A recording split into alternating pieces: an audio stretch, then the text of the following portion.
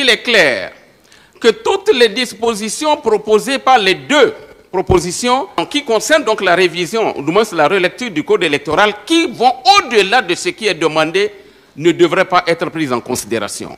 Je demande en conséquence l'ajournement du débat. Nous sommes ici pour modifier le code sur notre droit absolu de procéder à la modification du code électoral. Si quelqu'un n'est pas d'accord et qui va dire non, ils ont fait un travail contre le code, ils n'ont pas fait la conformité, ils n'ont pas dit, ils n'ont pas respecté ce que la Cour a dit ou des choses comme ça. On peut, si la Cour refait sa décision pour condamner, nous allons revenir. Mais la question préjudicielle n'a pas d'objet ici. Nous avons eu par le passé beaucoup d'injonctions. Quand on parle d'exhortation, c'est faux. Beaucoup d'injonctions de la Cour constitutionnelle et nous nous sommes limités à ce que la Cour a demandé. On a tout le temps pour revenir à la révision du code électoral.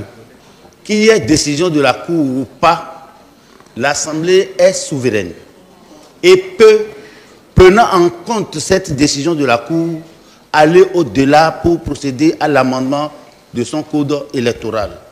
Donc je ne trouve pas à ce niveau ce qui peut se ressembler à une question préjudicielle au point de demander un ajournement. S'il y a le droit à poser une question préjudicielle, aucune question préjudicielle ne saurait limiter le droit de légiférer du législateur que nous sommes. Ce que nous avons dans le rapport qui nous est présenté, pris à contre-pied les décisions de la Cour sur un certain nombre de points.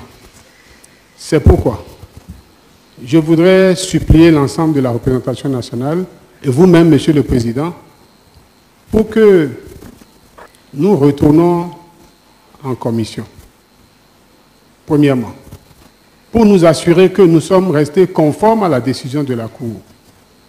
Deuxièmement, pour nous assurer que notre droit de légiférer pour améliorer le dispositif, que nous l'avons exercé et que nous l'exerçons.